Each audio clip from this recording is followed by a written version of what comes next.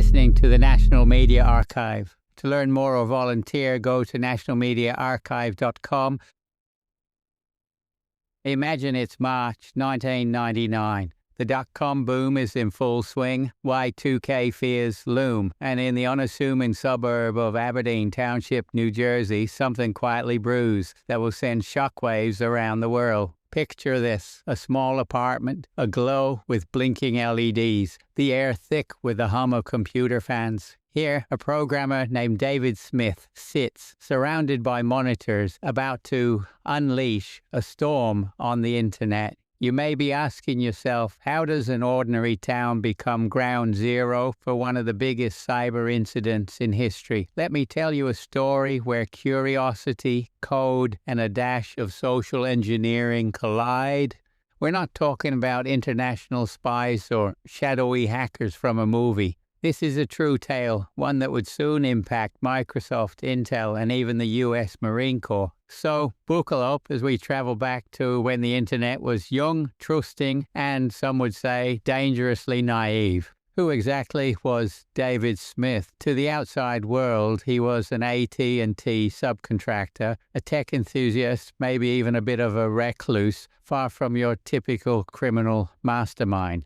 But beneath that unremarkable exterior, Smith was hooked on the endless possibilities of code. His fascination with programming had roots deep in his youth, where the logic and potential of computers became his obsession. Now you might be thinking, wasn't programming supposed to be about building, not breaking? Smith saw it differently. For him, the digital world was a playground, and he wanted to push the boundaries. Yet in chasing that thrill, Smith's journey took a darker turn, one that would have consequences he never anticipated. His story reminds us the same skills that build can also disrupt, depending on the choices we make. Let's set the scene. March 26, 1999. David Smith, age 30, is about to make internet history using a stolen AOL account. Think of AOL as the 1990s version of Google and Facebook rolled into one. He uploads a file to a news group called alt.sex. Now, why a news group with that name? It's classic social engineering, a technical term for manipulating people into breaking normal security. Smith knew curiosity and temptation would drive clicks. The bait, a document promising passwords to adult websites, but hidden inside was something far more dangerous, the Melissa virus. You might wonder, didn't people know not to open strange files? In 1999, the concept of email attachments was still new and security awareness was low. The trap was set. Hundreds, then thousands of unsuspecting users took the bait, unleashing a digital epidemic. So how did Melissa actually work? Here's where things get technical, but stay with me. The virus arrived via email. If you opened the attached file in Microsoft Word, it secretly ran a macro, a small program that automates tasks. Macros in Word are like recipe cards for your computer. They tell it what steps to follow, usually to save time. But when abused, they become the perfect Trojan horse for malware. Melissa's macro did two clever things. First, it disabled some of Word's built-in security. Second, if Microsoft Outlook was installed, the virus would hijack your email program. Now imagine your inbox. The virus grabs your first 50 contacts and emails itself to them, each time pretending to be a message from you. That's what we call self-replicating code, a defining trait of a computer worm. In ours, Melissa was spreading exponentially, like a digital chain letter on steroids. You're probably asking, why did so many people fall for it? That's the power of social engineering. The emails had subject lines like, important message from your name, and a note, here's the document you asked for. Don't show anyone else.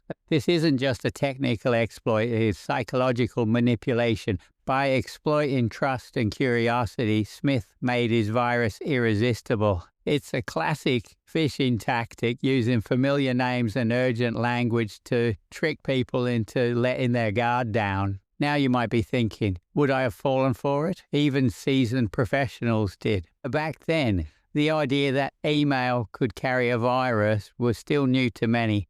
Melissa proved that sometimes the weakest link in cybersecurity isn't software, it's us, the users. Within days, Melissa had reached hundreds of companies, Microsoft, Intel, the U.S. Marine Corps, the list goes on. Over 100,000 computers were infected worldwide. But here's the twist. Unlike some viruses, Melissa didn't destroy files or steal data directly. Instead, it overwhelmed email servers, causing what we call a denial of service, a flood that forced companies to shut down email systems just to stop the spread. Imagine being a network administrator in 1999, watching your email servers grind to a halt as thousands of messages pour in every minute. The estimated damage, over $1.1 billion globally, not from lost data, but from lost productivity, cleanup costs, and paralyzed communication. Melissa was a wake-up call. Even non-destructive viruses can cripple the digital infrastructure we depend on. Let's talk tech. What exactly is a macro virus? In the context of Microsoft Word, a macro is a set of instructions that automates repetitive tasks like formatting or inserting text.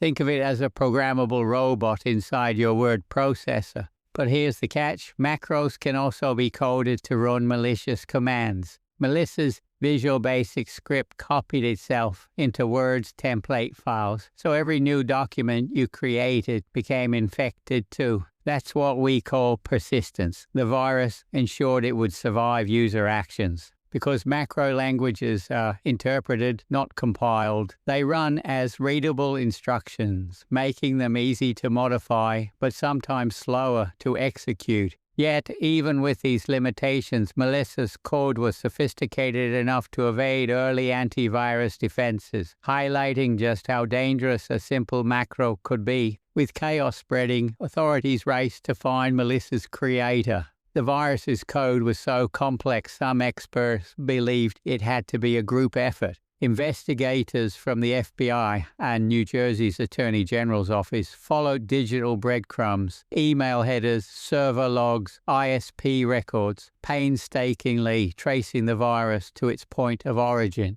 Let me put it this way. Tracking a cybercriminal in 1999 was like solving a jigsaw puzzle with missing pieces. But after 3 days of relentless searching, they narrowed it down to a single internet connection in Aberdeen Township. Armed with evidence, they entered David Smith's apartment, a fortress of blinking screens and whirring hard drives. The quiet programmer was arrested, marking the climax of a digital cat-and-mouse game. Smith's capture proved that even in the vastness of cyberspace, digital footprints can lead right to your door. So what happened to David Smith after his arrest? In April 1999, he was charged with interruption of public communications, theft of computer services, and wrongful access to computer systems. Facing up to 40 years in prison, Smith ultimately pleaded guilty, receiving 20 months behind bars, 3 years of supervised release, and a $5,000 fine.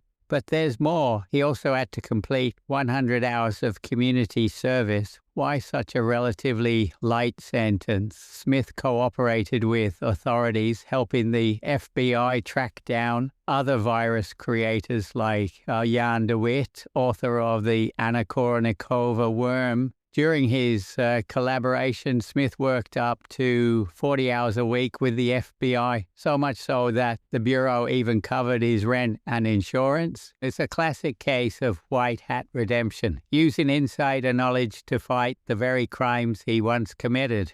You might be wondering, what did we learn from the Melissa virus? First, it highlighted just how fast malware can spread in a connected world. Within hours, infections spanned continents. Second, it exposed the danger of relying on off-the-shelf software known as COTS, commercial off-the-shelf products, which, while convenient, can leave entire sectors vulnerable if exploited. Melissa also revealed a gap in incident reporting. agencies struggled to share information and coordinate responses, leading to greater chaos and confusion. But perhaps the most lasting lesson: informed users are the first line of defense, and organizations that warned staff about the attack fared better, proving that cybersecurity isn't just about firewalls and software, but education. And a fun fact, Melissa was named after a Florida stripper Smith once met, a reminder that even digital history has human, sometimes bizarre, roots. After Melissa, the floodgates opened. Copycat viruses like Papa and Melissa A emerged, targeting Excel files and exploiting new weaknesses. Security vendors scrambled to update antivirus tools. Macro protection became standard, and companies reevaluated their reliance on email for sensitive communications. Government agencies learned the hard way that digital threats don't respect borders or bureaucracies. From now on, vulnerability assessments and incident response plans became mandatory topics. But let's not forget, every new defense sparks new attacks. Melissa's real legacy is that cybersecurity is an ongoing race, one where vigilance, adaptation, and a healthy dose of skepticism are your best allies. So next time you get a suspicious attachment, remember Melissa. In the digital world, curiosity may not kill the cat, but it might just crash your email server.